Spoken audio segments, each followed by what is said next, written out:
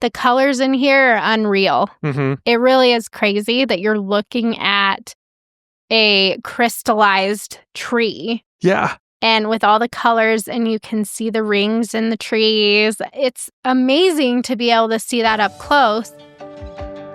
This is the Exploring the National Parks podcast with Dirt in My Shoes. My name is Ash, and I'm a former park ranger and the founder of Dirt in My Shoes. I think that the parks are best seen from the trail, and I'm here to make national park trip planning easy. And I'm John. I carry the kids on the trails, I tell stories, and notice all the things that Ash doesn't care about much, like birds. Join us as we show you around America's spectacular national parks. We're sharing our favorite places, fun facts, adventures, and misadventures. And we'll even throw in a little trip planning. Let's start exploring.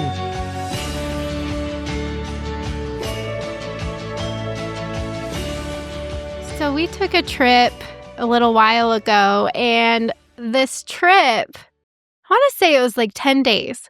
Pretty much the whole time we were driving, we were having to listen. John forced us to listen to one song. Yes, I did. And for a very good reason. So John had it in his head that our kids really needed to learn the words to Take It Easy. By the Eagles. Because we were heading, just in passing, really, to Winslow, Arizona, right? And we've been there before, but like our kids weren't old enough last time, and this time they're old enough. And so we played that song on repeat for days as we worked our way down to Winslow, Arizona. I required my children to memorize this song. That way we could sing it in Winslow, Arizona. We could sing it as we drove by, as we drove past, as we were in this part of the world where this specific song, which is everybody knows, Take It Easy. Yep. Standing on a corner in Winslow, Arizona. Oh, such a fine sight to see. It's a girl, my lord, in a flatbed Ford. Slowing down to take a look at me. So we listened to that song on repeat for a long time as we worked our way from where we're from in Utah, which is the very top of Utah, by the way. We had to drive all the way through Utah. We hit some really fun spots on the way, like Page, Arizona. We love there. Where else did we go, John? North Rim of the Grand Canyon. Yeah. No, not the North Rim that time. It was winter. Right. So we bypassed North Rim. We went to South Rim. We went to Walnut Canyon, which was new for us. That's right outside of Flagstaff. That was so cool. Winslow. And then... Yeah, we went past Holbrook, too. You have to if you're going by Winslow. But but the whole episode today is about another park we hit on this road trip just beyond Winslow. You mentioned Holbrook, but that is Petrified Forest National Park. Oh my gosh. Which has been dubbed by my brother-in-law the worst national park in the country. They're from Arizona, and he was like, have you been there? And we're like, yeah, we love that park. And he's like, oh. So I love that we prepare for these episodes independently, and both of our notes for Take It Easy for the Eagles and a brother-in-law that was not impressed. He was not impressed. And we're like, we love this park. But here's the thing.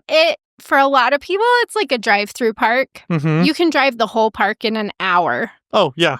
And it's right off of the freeway, too. And so a lot of people just like use it as a rest stop. Get off, and then you get back on and keep going to where you're going. I will say very few people have Petrified Forest as the destination of their trip. It is almost always a drive-by inclusion to their trip. And it's like, we're at the Grand Canyon, and maybe you're spending a little time in Flagstaff, and maybe you do want to go stand on a corner in Winslow, Arizona. Right. And then it's like, at that point, you're like, well, we're pretty close to Petrified Forest. Maybe we should pop over there. I think a lot of people think of it that way. It's like how my parents, if they're within like an hour of our house, it's like, oh, we're close enough, even though they live an hour and a half away. Yeah. And so it's just like, we'll stop by, an hour. We're almost in town. Yeah. Love you, Mom. We have to say, this park, I think, does not inspire the normal, like, yay, national parks feeling for a lot of people.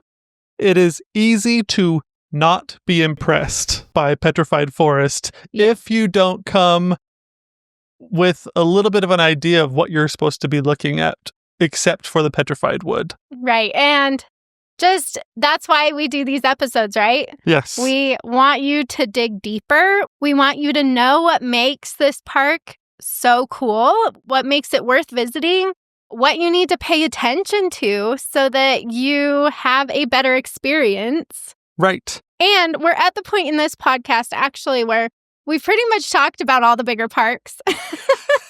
So we're working our way through some of these smaller ones, which is really fun for us because a lot of these parks are parks that don't get very much attention and people don't have them on their radar. And we get to share some really exciting, cool things about these parks that you probably don't know. And the fun facts episode will get a lot into the fossil history and some of the scientific cool things about this park. So we're not going to cover that today. If you want that, go to the fun facts episode. Today we're driving through the park. Yes. The 1 hour drive and taking you through the park, adding in some of our favorite stops, stuff like that. And so let's jump in. So after you go stand on a corner in Winslow, Arizona, and you're continuing to work your way east, you've passed the Grand Canyon, you've passed Flagstaff, you're working your way towards New Mexico. Right. It's pretty sparse. There's not a lot out here. It's a lonely drive. Yes. And then you get to a sign that says Petrified Forest National Park, exit here. And it looks like you're going to see nothing. So you you exit and you circle around a little bit and it takes you, this first area is the Painted Desert portion of Petrified Forest National Park. Right. Which the Painted Desert, I mean, you hear about that in songs and stuff. It's like, what are we actually looking at? Right. And this is a part of the park where if you came to see petrified wood, you're going to be disappointed because there really isn't any in this northern part of the park, but you get some beautiful views of the Painted Desert. It's such a unique spot. When you go to the Painted Desert and you look out into the distance, it's so unique because this northern section of the park, the Badlands that you're seeing are super maroon colored. And as you travel, as you follow the park road and as you go south, the Badlands will change colors. You'll see white and gray Badlands. You'll see blue Badlands as you go further south. What's so fun to me about this park is it seems like you almost get overpowering harsh colors sometimes. And that doesn't sound very fun. But if you've ever seen the movies like Crouching Tiger, Hidden Dragon or Hero with Jet Li, they're some of my favorite kung fu movies from like the early 2000s. If you watch those movies, what's super fun about them is that they have these scenes where like there's this one scene where everything is purple. And then there's another battle scene where everything is super yellow, like everyone's wearing shades of the same color. And when you first see it, it's almost like a little overpowering, but the scenes are pretty long. And so then as the scene goes on, your eyes get used to it. And then you can start to see subtle differences in the colors of yellow or the colors of red and different things like that. And so then by the time it switches, the scene changes, your eyes, you have to switch to a whole new color scheme. That's kind of how Petrified Forest is in different parts of the park. You'll get a ton of red and maroon up north. And as you move around the park, you'll switch and you'll have the yellow and greens of the grasslands that are vast and expansive as you move around. You'll see white and gray Badlands. You'll see blue Badlands. And then you'll get to all the petrified wood further down. But it's just a really colorful park. But depending on when you're there, and depending on how the sun reacts to what you're seeing, you can see some really beautiful colors. And the Painted Desert especially is absolutely gorgeous with all of the deep maroon colors. Yes. So as you circle around, you'll see a few different viewpoints you can pull off at. There's some walking paths kind of along the rim of the Painted Desert while you're up there. You've got the Painted Desert Inn, which is really just a stop. You can't stay there. Mm-hmm. There's no lodging there, but it's an old inn that you can go and you can tour, and they have displays and stuff like that. So you can stop there. And then it has big windows overlooking the Painted Desert as well. Right. And that place is important because it's historical to like the Route 66 vibe. Which we'll talk about very heavily, I'm sure, here in a few minutes. But yeah, so it's really cool to be able to see these beautiful viewpoints and a historic building. And then you've also got the visitor center that's right there as you're coming off the freeway that you can stop in. So they've also got like the museum demonstration lab, which has fossil stuff that you can see. You can see them working on fossils. Fossils are a big deal here. Yeah. We will go into that deeper in the fun facts, but I mean, basically the whole park, it's petrified forest, right? Those are all a form of fossils, fossilized trees. Yes. So that's the whole point, really, of being here. But there's other fossils that they found in this park as well.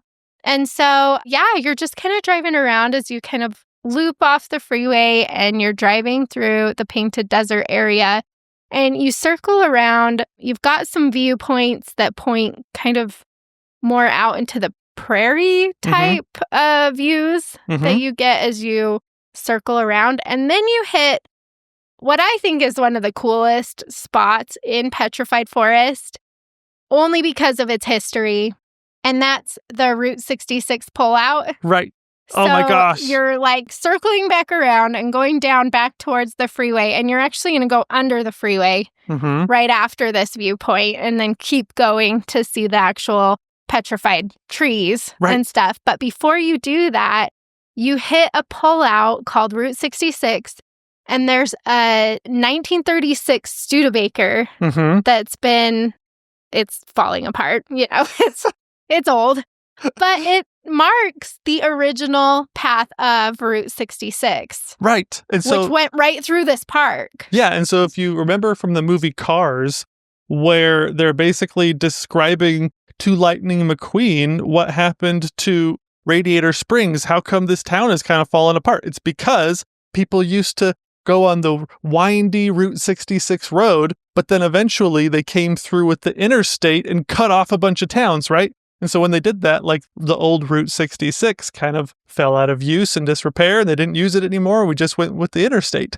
Well, that's kind of what happened here with Route 66. And if you look on the park map, you can actually see where Route 66 was compared to where the interstate is now. And so it's just such a cool vibe about this park is that it is right in the path of historic Route 66. Yeah, it goes right through it. Yes. So that's fun because you can take your picture by this old car. You can see the power lines that used to run past Route 66. So you can see where that road was.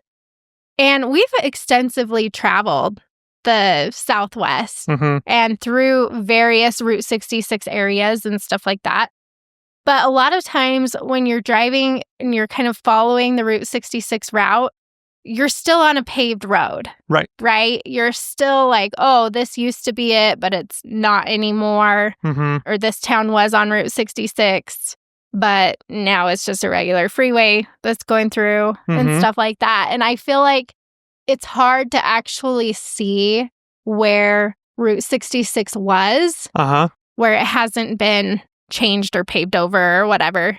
Yeah. And you can see that here in Petrified Forest, which is a really cool, just little piece of history that you may not expect as you're going through this park. Oh, it's a super neat piece of history. And so, like, as we've talked about Winslow, Arizona, Holbrook, a lot of these towns were old, like, Route 66 towns, and there's lots of, like, Americana, you know, that you can find in these places about old Route 66. And if you listen to the song Route 66 by either John Mayer, which is on the Cars soundtrack. The updated version. Yes, or it's the original by, goodness sakes, I had his name in my mind just a minute ago. Anyways, John Mayer was not the original singer of that song. I just want to let everybody know that I remember that, but I can't remember the guy who actually did sing it. But they talk about all the big stops, you know, Kingman, Barstow, San Bernardino. San Bernardino, yes. And this is one of the middle ones. Yeah. It's so good. And I think this is a good time to pause. I mean, we did jump right into the national park, but I think this is a really good time to talk about the town of Holbrook, which is basically the gateway town to Petrified Forest. It's the closest thing that you're going to find. Right. It's not super close to Petrified Forest. I mean, you still have to drive like a half an hour or so to get to Holbrook from the park. This town in Arizona is a Route 66 town. Right. It's really cool. You have to look for it a little bit, but I did notice actually they've been naming more things Route 66 themed, which I'm excited about. I feel like every year we go back, it's like, oh, I saw like there's a cafe that we haven't tried that has really good reviews, and I was like, hey, I've never seen that before. Right. And that's the Studio 66 Cafe. Yeah. And I was like, oh, I'm so excited that they're like starting to name more things after Route 66 and like really leaning into that because Route 66 went straight through Holbrook. And so you can see a lot of history just along their little main street there. Yeah. Tied to Route 66 stuff. Holbrook is Radiator Springs. It really is. It's so cool. It really is. So if you're looking for different characters from the movie Cars, you'll kind of find it in different places. And so you've got Colonel Mustard, which is a restaurant, and they make hot dogs. Isn't Colonel Mustard from Clue? Yes. But I'm thinking of like the military vehicle guy that runs the surplus store. Yeah, but I don't think his name is Colonel Mustard, is it? It's not. But, okay. But I'm drawing the military connection. Oh, okay. Yeah, they're both colonels. Oh, okay. I see. Or sergeant something in Cars. Yeah. Yes. And then well, that's a very loose connection there, but whatever. We'll take it. And I'm sure that there's some stoplights that every third blink it gets slower. I'm telling you, man, every third blink is slower. The 60s weren't good to you, were they? And plus, they have the Wigwam Motel. And that really is like the cool connection between Cars and Route 66 and Holbrook, because this motel, it's the Cozy Cone. Yes. Basically. I mean, in fact, they based the Cozy Cone in Cars off of the Wigwam in Holbrook. And so you actually, it's their wigwams that you can stay in. And then it's cute because they have lots of little Cars characters. Yeah, and they keep around. They keep, when we first went through there, they had just like a handful of old cars that they kind of put eyes on or whatever, or that look like the characters in Cars. But the more we go back, they just keep collecting these things. Yeah. And they have so many different neat vehicles that you can see. Or I was just wrong, and those were all the people that were staying in the hotel. Just lots of, old cars. Yes. No, it's so cool. And our kids love that too, because they love the movie Cars. Our son watched that movie every single day for like 2 years when he was little. I'd be working on Dirt in My Shoes trying to get that going, and he'd be in the other room watching Cars. Yes. That was a big part of our lives. And so when we got to Holbrook and we saw the Wigwam Motel, and it had some old Cars and Cars characters out front, and our kids were just like, oh my gosh, this is the coolest thing ever. And so it's a really fun vibe. It's harder to find somewhere like good to eat and good to sleep. It's getting better. Kind of as I mentioned, like you can tell there's like a revival happening here where people are starting to recognize it for the historical Route 66 part of it. Right. And that's really fun. They're playing that up a lot more. But yeah, we usually, if you're going to Petrified Forest National Park and you're wanting to stay in a hotel, you're going to be staying in Holbrook. Right. So just plan on a little bit of extra time to dig into some of that Route 66 stuff. There's just some really fun stops you can make in Holbrook. Yeah. And I think it's probably time that we share this idea, Ash, because we're never going to do it ourselves. John has a business idea for this area. And Yes. I was like, oh, we should like say something on the podcast or something so someone will start it because that'd be awesome. Yeah. And he's like, no, we can't give away our secrets. As time has gone on and we've shared the idea. People like the idea, but there's no way we're ever going to do it. And so I think the time has come, folks. So if you have some expendable or disposable money and you like to, you're an entrepreneur, I would recommend that you start a Route 66 Pulp Fiction Cars restaurant. Like a diner? Like a diner. It's like the Starliner diner in Pigeon Forge, where you can sit in an old car and eat. So John wants to do like a diner like that in Holbrook or nearby. Yes. But have it be like the Pulp Fiction insert, the waitresses and stuff into that. So if you want to, have a waitress that's Marilyn Monroe, or you want to have Elvis Presley be your waiter, plus you can sit in the cool cars, and then, you can have a John Travolta and Uma Thurman dance off every once in a while on Friday nights. So I think this is a perfect place to do it. Petrified Forest, you just got to have 3 things. You have to have Lightning McQueen car that you can eat in. You have to have a Pulp Fiction dance-off with all the waiters and waitresses, and you have to have the Route 66. And I'm telling you, there are 3 different marketing demographics that are just going to make this idea explode. So, please, somebody, I would like to eat at that place. Yes, it's been an idea for a while. That's Holbrook. And that's where you're going to be staying if you're staying in a hotel. And that's where you're going to be eating if you're spending any time really around this national park. If it's not just a drive-through for you, if you actually want to spend the night, then that's where you'll be. So huge nod to the Route 66 stuff. I'm sure we'll talk more about the specifics in the fun facts. Yeah, absolutely. So if you want to know more about the significance of that, go listen to the fun facts when it releases. But otherwise, just know that that is where you will find that stuff, kind of in the northern part of Petrified Forest and then in Holbrook itself. All right, so back to the park. Yes, little detour there. Life is a highway, guys. So after you stop at that Route 66 pullout, then you're actually going to stay on the park road, but it's going to go under the interstate. And at this point, this is when you're getting more into the actual petrified wood portion of the park. So most of the wood is in the southern part of the park. So as you're driving along, you will pass by a few things that have Native American significance. So that's another piece of Petrified Forest. You've got like the Route 66 stuff, you've got the Native American stuff, and you've got the actual petrified wood stuff. All like really distinct historical periods. Yeah. Which is super fun. You'll pass by Puerto Pueblo that you can get out and stop at.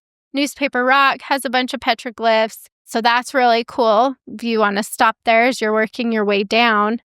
And then you hit the turnoff to Blue Mesa, which I was trying to decide what my favorite part of this park was.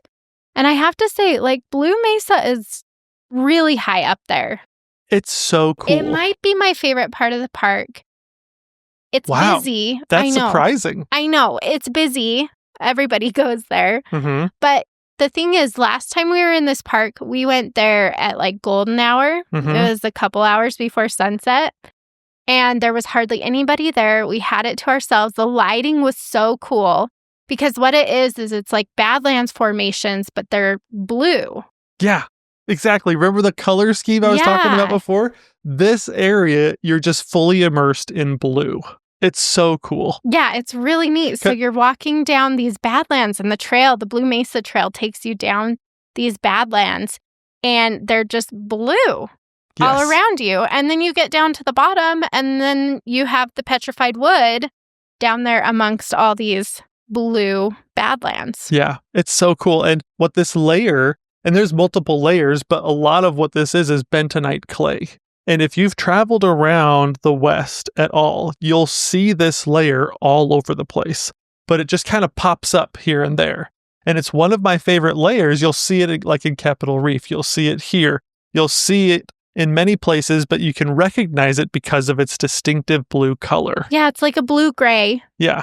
It's really cool. It's so pretty, but you'll leave kind of the green-yellow grassland and you'll pull into this Blue Mesa. You'll drive up and over and, you can drive around on it.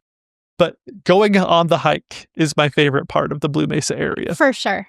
For sure. And we've done this hike quite a few times. And this last time we did it at golden hour was by far my favorite time I've ever hiked that trail. Mm-hmm. So that probably adds to like, oh my gosh, that was so cool when we did that.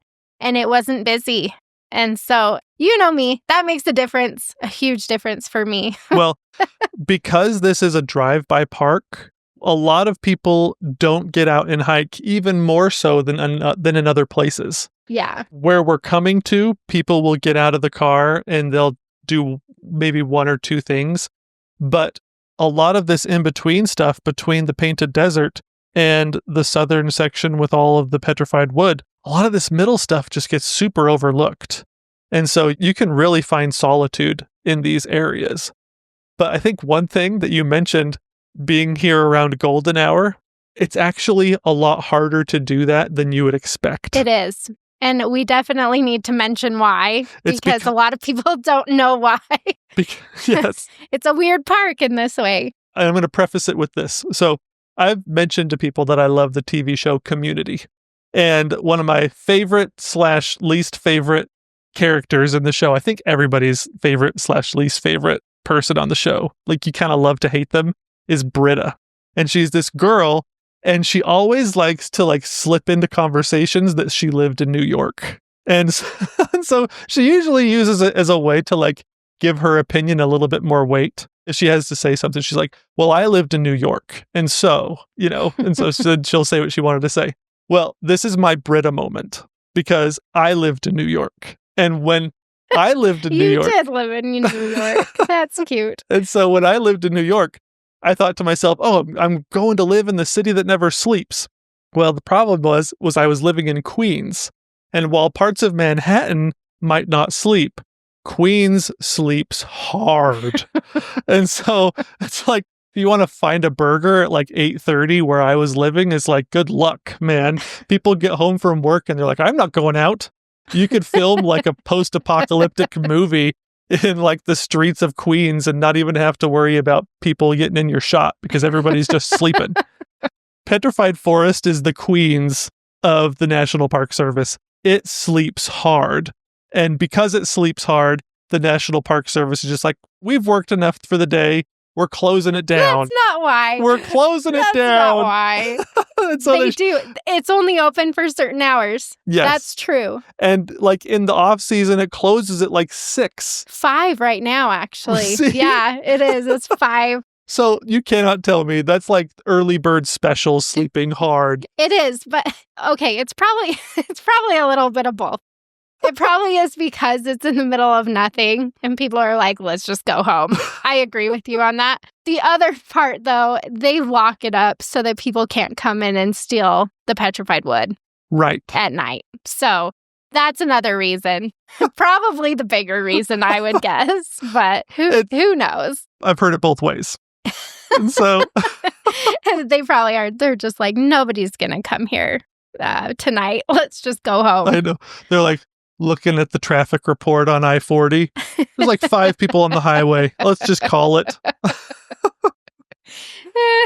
So, that's funny. But yeah, and so actually enjoying a sunset in Petrified Forest can be a challenge depending on when they close things. It is, yeah. And you have to pay attention to that. And a lot of the trails will say, you need to be off this trail by this time to get out of the park in time before they lock the gates. Yeah. So you do need to pay attention to that, which is why I said golden hour. Right. Like 2 hours before sunset is when we were at Blue Mesa this last time, because you can't actually stay for sunset most of the time. Yeah, because the park rangers come through with a broom and like sweep you out. It's like when you go into a diner and they're like, we already shut off the ovens in the back. Right. The cooking, all the cooking stuff is off. You can have a soda, but we got to get you out of here. Yes, please leave. It is. It's really unique. This is one park. There's only a few parks that are like this. And this is one of them. So you do want to plan around the times that it's actually open. Mm-hmm. And you do need to pay attention to that because they will sweep you out. in the evenings. We barely got out in front of the broom. We saw it coming. We're like, run, go. Don't let them catch us. Yes, exactly. Oh, it was so funny. Yeah. But yes, so that's something to be aware of. So if you're late on your itinerary getting where you're going, keep this in mind. You have been warned. Yep, they will lock you. Well, they don't lock you in. They'll push you out. Yeah. They'll wait for you, but they'll be mad. A lot of passive-aggressive conversation. Did you enjoy your hike? There is one way around this, though. Yes. They do allow wilderness camping in this park. You have to get a permit. And if you do that, then they will let you stay in there for the night. But you do have to get the permit and stuff. I wonder, you know what? They probably have a problem with overnight parking too, like people pulling off the freeway and trying to boondock or trying to stay right there. Yes. I'm guessing that's probably another reason why they're like, no, we're just clearing it all out. Nobody gets to stay. Yes, we've been to a lot of people just like, we'll see how far I get today.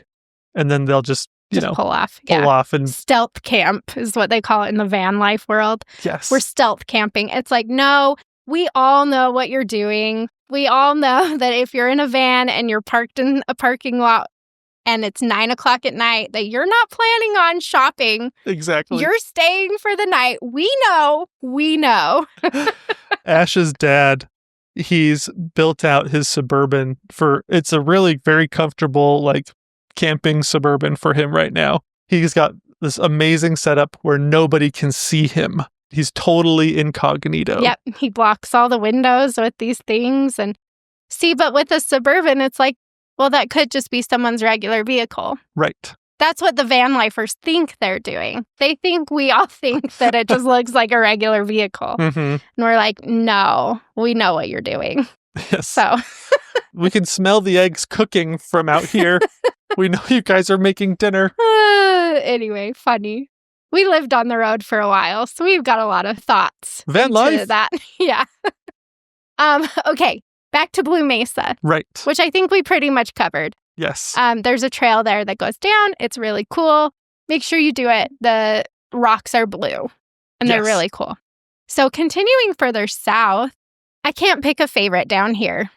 I lied. I love Blue Mesa, but it is hard to pick a favorite once you get down into this area. Mm-hmm. But I do think another really cool thing about Petrified Forest that a lot of people don't know is that in the developed areas, you do need to stay on the trail. However, they have these paths called off the beaten path routes that you can take in certain areas of the park. And you need to talk to somebody at the visitor center and they will give you the route, like a printout of it and where you're supposed to go. And it's not very well known that this is an option. That brings us to the Jasper Forest, which is just south of Blue Mesa. And Jasper Forest is my favorite off the beaten path route that you can get information from at the visitor center. Because this is for people that like have Petrified Forest as a destination, you know? And so that's why they don't just publish it on the map for everybody to do, because we might as well have some somewhat backcountry paths for people to do. Yeah, and it's cool because Jasper Forest, so you can go and you can park there. It's a big parking lot, and you can look out over the Jasper Forest, which is one of the forests of petrified wood in this park. It's really the first, like, big one that you'll hit as you're traveling south. And so it's cool, but you're, like, above it looking down and just seeing all the pieces of petrified wood below you.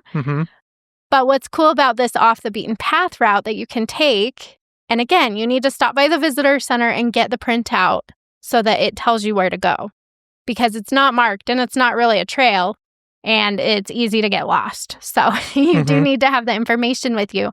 But then from that parking lot, you take like a side path down and people are always like, what is she doing? Like, stay on the trail, lady. I know, it's true.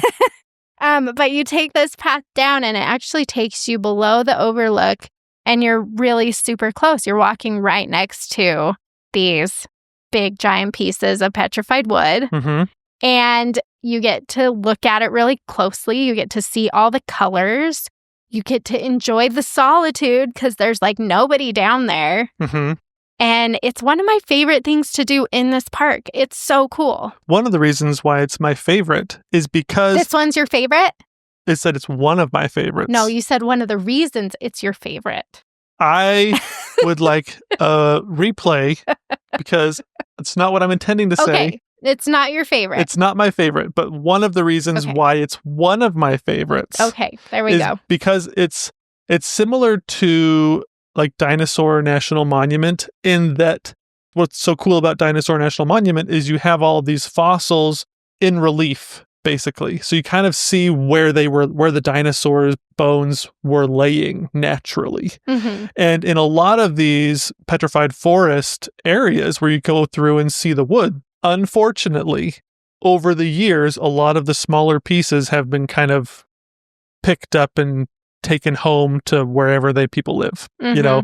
And so a lot of the little pieces have been picked off. But here at like the Jasper Forest, it's almost like you're seeing everything where it was naturally. And you have like the big chunks of petrified wood, but you'll also see like shards of petrified wood, like all scattered around, almost like it broke and shattered and you're still seeing the pieces on the ground where they were originally millions of years ago. And there's tons of little pieces and you can just kind of look at them and see all the colors, and the colors in here are unreal. Mm-hmm. It really is crazy that you're looking at a crystallized tree. Yeah. And with all the colors, and you can see the rings in the trees, and it's amazing to be able to see that up close. And there's plenty of places you can do that in this park.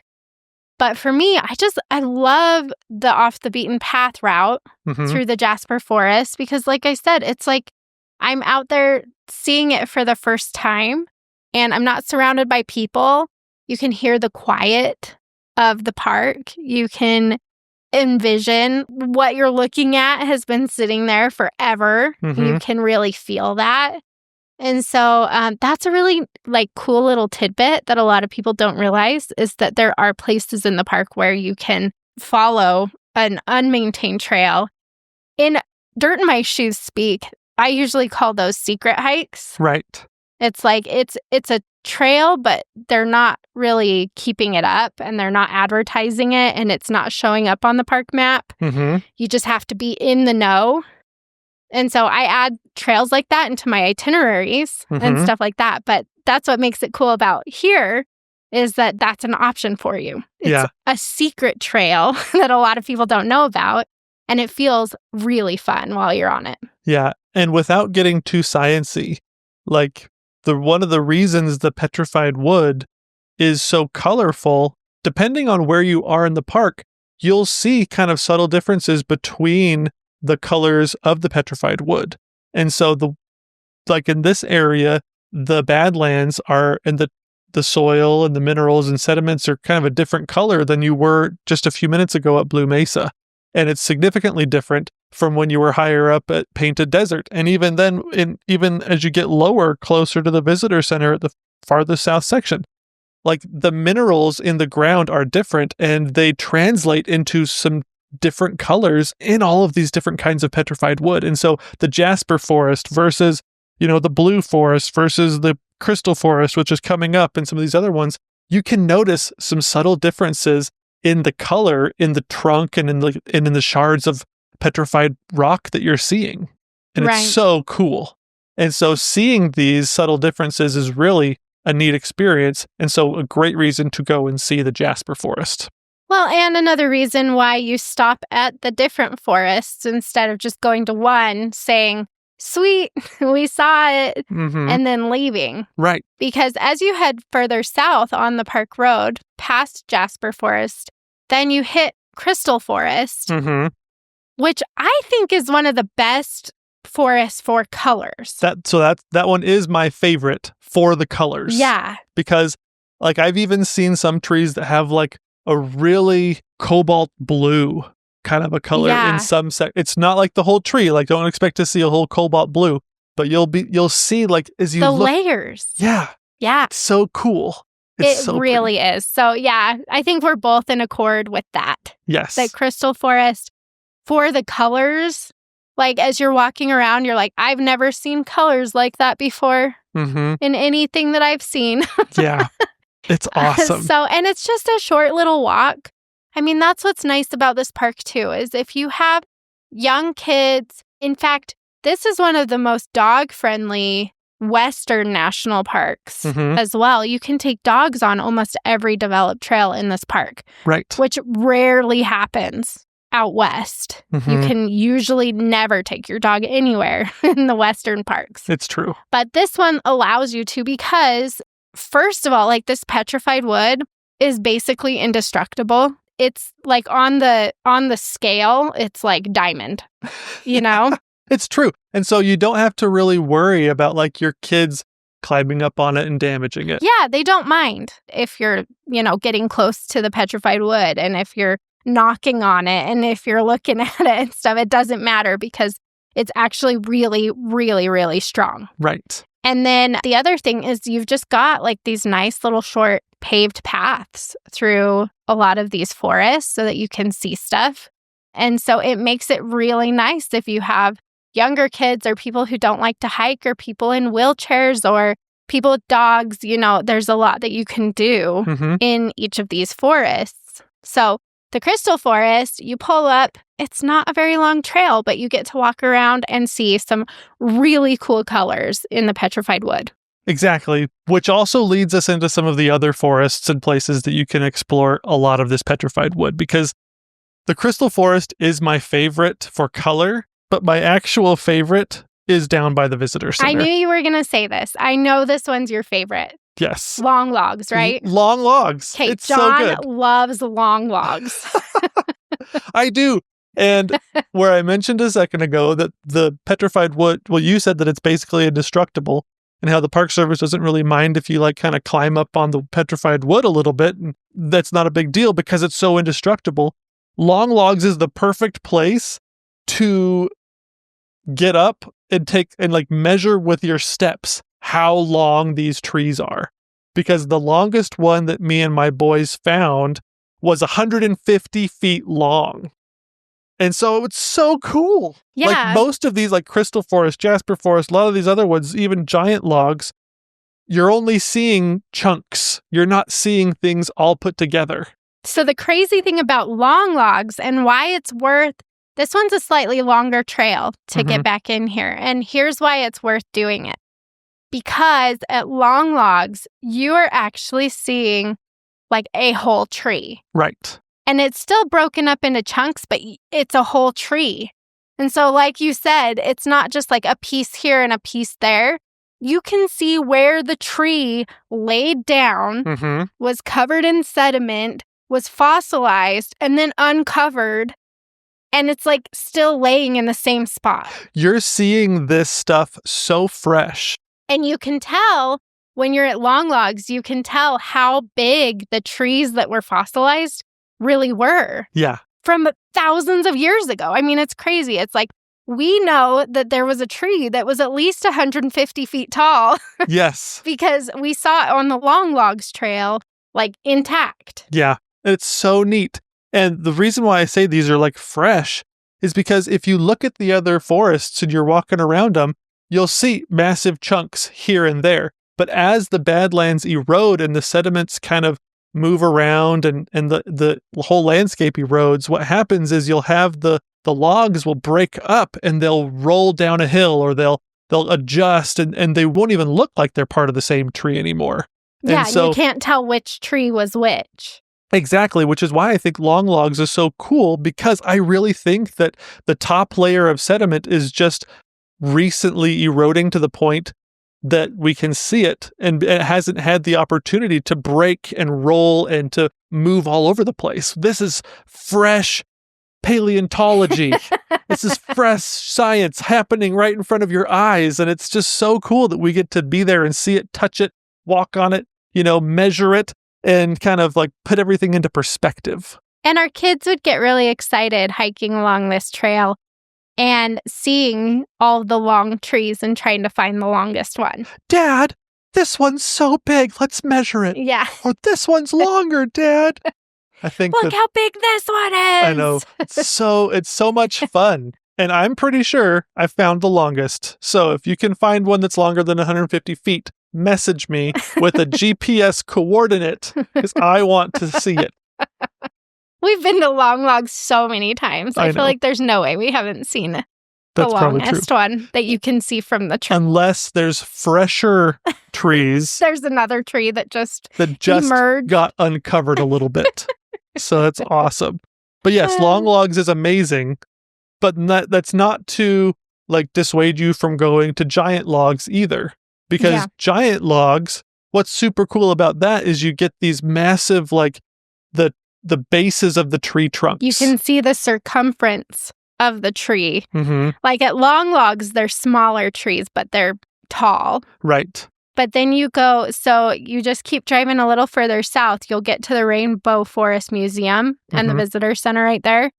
And then back behind that is a short trail that goes through the Rainbow Forest to what's dubbed as Giant Logs. Right. And that one, that's where you're like, this petrified wood is like 6 feet tall. Mm-hmm. It's crazy. It's really cool. And so you're standing next to it, and the base of this trunk that's on its side is taller than you are. Yeah, and we have lots of pictures of us standing in front of the biggest one, and it's taller than us. And it's just so cool because then you see all the colors and the layers and everything behind you, and it's this huge tree trunk that's just turned into crystal. I mean, it's amazing. And I know what you're thinking. Is it really that hard to be taller than Ash? But these trees are taller than me. And so that should give you a little bit more scale. I'm not that short. I'm average, I promise. 5'3", 5'3.5" on a good day. Right. John is 6'3", and Giant Logs is taller than him. Right. So that is more impressive, I will say. Yes. Just wanted to put that out there in case that thought came into your mind. Do you know I had someone email me and she was like, so I was wondering, I want to hike this trail, but I was wondering if I could get your suggestions for it as a fellow short person. Like, did you have to do a lot of scrambling? Like, was it, And I was like, oh. They're forming a club. I know. I thought it was the funniest email. Well, and she also mentioned we're basically the same person, apparently. But she was like, I'm not very sure on my feet. So I also was wondering, like, how many times you scooted on your butt and how. And I was like, I do some butt scooting when we're out hiking. Do I need to bring a pad to, like, put under my bottom as I scoot? Well, that just doesn't make sense. So I don't ruin my pants. How often are we actually doing this? And how often do you have to ask someone to reach the soup at the aisle really high at the grocery store? Did your husband have to pick you up and set you above on the rock shelf? I was like, I know. I'm short. I'm not very sure on my feet. When I hike, sometimes I look really, really ridiculous. But I just thought it was a funny email. Yeah, I like that. I know. To Common play off ground. that short, I know. I am. Back to Giant Logs. That's the end of the park. Yes, but not the end of the excitement, because after you finish your hike, and we're going to talk about this a lot in the fun facts, you need to go in the visitor center because you need to get a drink, but also, like, you're seeing petrified trees from a very specific time period, hundreds of millions of years ago. And there's lots of other cool fossils that they will show you what kind of creatures lived with these trees inside of the visitor center. And so you got to go in there and spend a little bit of time in there. It's a nice visitor center. It's small, but it's nice. Yeah, pop in there and you'll know why if you listen to the fun facts. John will tell us. First thing you got to do when you get in the front door is look up. They have a really cool, one of my favorite creatures in ancient antiquity. They have basically the fossil hanging from the ceiling, and it's super neat. So you got to go there. And then after that, if you keep going south, you'll go through the gated entrance. So you're leaving the park. Yep. And on that side, and we do need to talk about this because it's really important. Do not take any wood from the park. Do not. Zero. Okay? Zilch. We Nada. We don't take things from the national parks. None. Nothing. Like any national park, you don't take rocks. You don't take sticks. You don't take pine cones. You don't take leaves. You don't take flowers. Nothing. But in this park specifically, it's tempting to take a piece of petrified wood with you. Mm-hmm. Do not do that, okay? Because as you come, well, not because, but as you come out of the park on the south side, there are a couple of gift shops where you can purchase petrified wood that has been collected not on the national park land. And for amazingly cheap. Yeah. You can get some pieces for so cheap, like 50 cents, I think, were some of the little tiny chunks that you could get. Yeah, and just don't take it from the park. We've talked about like how at the Jasper Forest, it's so cool to be able to see those smaller shards of the petrified wood and stuff. We need to leave it where it's at so that we can enjoy it for generations. Right. But there are people who privately own land right outside of the park. And there are places in Holbrook even that people have their own land out here that has petrified wood on it that's not protected. And they'll sell those in the gift shop. Right. So just plan on not taking from the park. Do not. Just get something from the gift shop right outside the south entrance. It's right there. So you can just pop right out, stop at the gift shop, get some petrified wood, and have a clear conscience.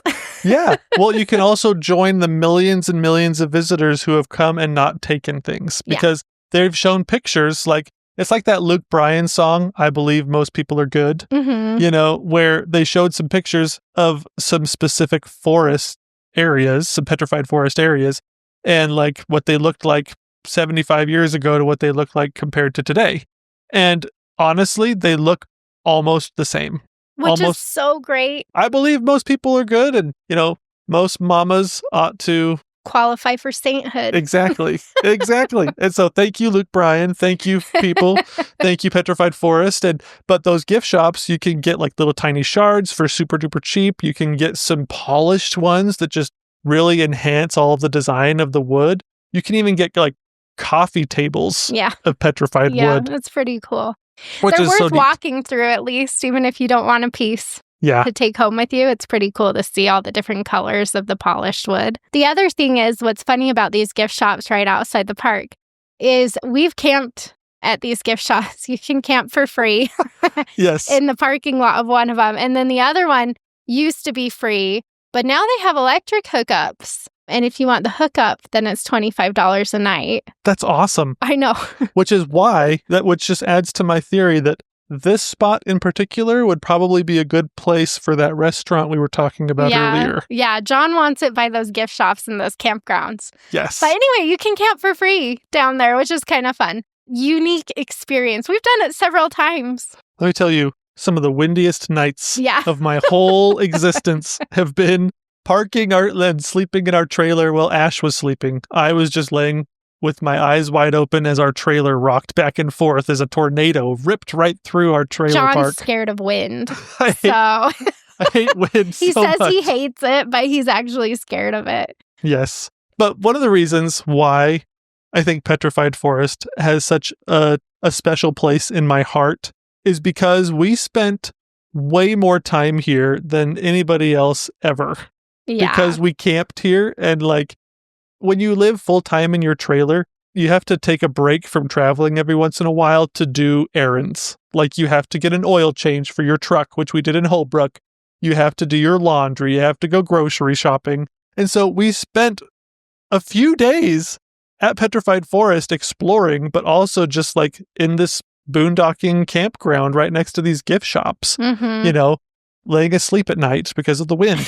But it was absolutely amazing. And so this place we just got to know really well, and it's such a cool, fun place to spend some time and to actually, if you do want to actually make it your destination, Petrified Forest will take good care of you.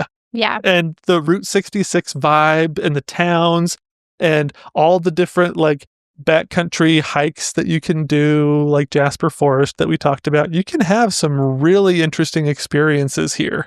Well, and you'll see it in a different way than most people, which is what we always try to do here at Dirt in My Shoes, I feel like, is like just encourage you to spend a little bit more time and dig a little bit deeper. We're not really the drive-by type of people when it comes to the national parks. It's like, oh, the more time, the better for us. Yes. And so that's why we have to laugh, as we mentioned, my brother-in-law being like, that's the worst park ever.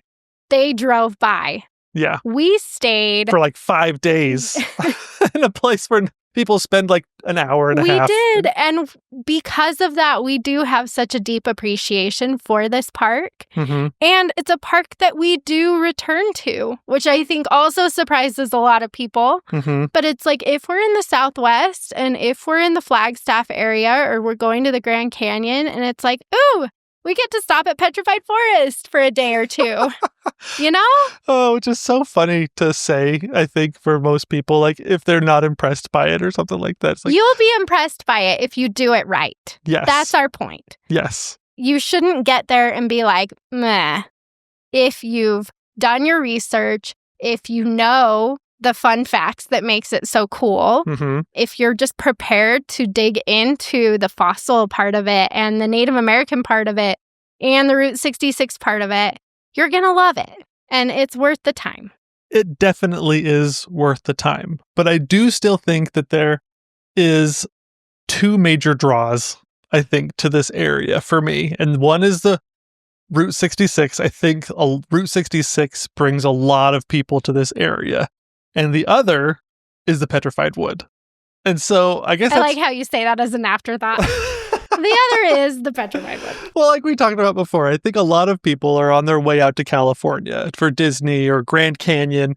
So people come here and sometimes you just got to go with the flow. And so I think the fact that if we could just get people to include Petrified Forest for a longer portion of their trip, that would be a big win for me.